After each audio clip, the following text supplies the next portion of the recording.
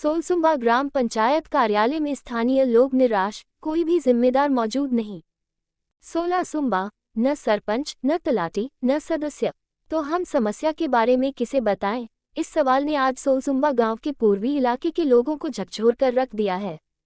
गांव के निवासी पानी, सीवेज और सर्विस रोड की समस्या सहित अन्य समस्याएं लेकर ग्राम पंचायत कार्यालय पहुंचे, लेकिन उनकी निराशा की कोई सीमा नहीं थी, क्योंकि न तो सरपंच, न ही तलाटी और न ही कोई सदस्य वहां मौजूद थे। ऐसी स्थिति में स्थानीय लोग अपना दुख किससे कहें? अत्यधिक आक्रोशित ग्रामीण अपनी शिकायत लेकर आए, लेकिन कोई जिम्मेदार अधिकारी मौजूद न पाकर वे अंततः लिपिक को लिखित आवेदन देकर लौट गए। इस संबंध में स्थानीय लोगों ने आरोप लगाया कि ग्राम प्रशासन की यह लापरवाही जारी है। यहाँ कोई जिम्मेदार व्यक्ति नजर नहीं आता। ऐसे में हमारी समस्याओं का समाधान कैसे होगा?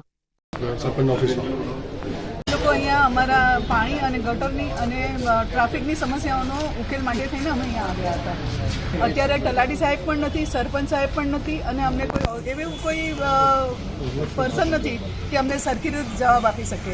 એટલે અમે અહીંયાના પંચાયતના જે કર્મચારી છે એને અમારું આવેદનપત્ર હતું એ અમે આપ્યું છે અને એ પણ સહી કરીને અમે આપી છે। હવે આગળ એનો શું નિકાલ આવે છે એ જોઈએ છે। અમારા ફોન એ લોકોએ ઉપાડ્યા નથી। આજે કલેક્ટર સાહેબ આવવાના હતા એવી વાત મળી હતી, કલેક્ટર સાહેબ પણ નથી આવ્યા, નથી અહીંયા કોઈ સરપંચ, ઉપસરપંચ કે નથી કોઈ સભ્ય હાજર। એક ખાલી અમારી પાસે આ એક જ સભ્ય હાજરમાં છે અને એ અમારી સાથે પૂરો સપોર્ટ આપી રહ્યા છે। એટલે એમનો તો આભાર માનીએ છીએ કે એટલીસ્ટ એ અમારી સાથે સપોર્ટમાં તો છે, બાકી અત્યાર સુધી કોઈ સપોર્ટમાં અમારી સાથે કોઈ આવ્યું નથી।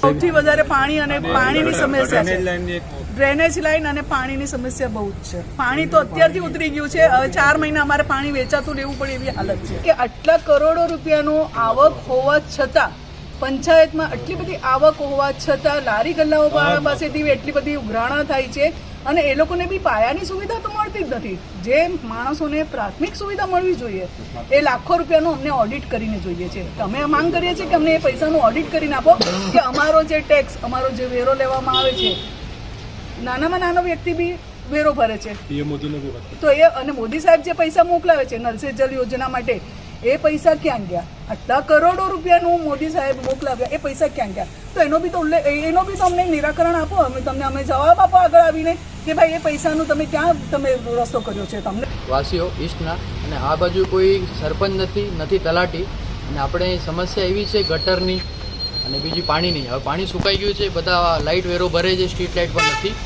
અને પૈસા આપ્યા પછી બી આ લોકો આપણને સુવિધા નથી આપતા અને કરોડોનું ગ્રામ પંચાયતની આવક છે જે આપણે ફાટકી બાજુ વાસીઓ રહે છે બધા ભરે છે રેગ્યુલર, અને કદાચ ઓછા વધુ એ ભરે છે, મોડાસવાડા પણ ભરે છે। આજે કરોડોની ઇન્કમ છે, છતાંય આ બાજુ અમારે રહેવાવાળા વ્યક્તિઓને સુવિધા ઉપલબ્ધ નથી થતી, જેની અમને ઘણી તકલીફ છે। ગટર લાઈન નથી, સ્ટ્રીટ લાઇટો નથી, રોડ બહુ નાના છે, ચોડા રોડ 15 મીટરની વાત થઈ છે, હજી ડેવલપમેન્ટ કર્યો નથી અને આજે 2 વર્ષ થઈ ગયા બ્રિજ બનીને, હજી કામ થયો નથી, સગે વગે નથી પહોંચ્યું। અને અમારે 1 વાગ્યો છે, સરપંચ સાહેબને ફોન કર્યા 5-6 અને અમારા સભ્યશ્રી છે ભેગા મનોજભાઈ, એ અમને સપોર્ટ આપ્યો, ભેગા આવ્યા છે અને અમે બધા એના આભારી છીએ।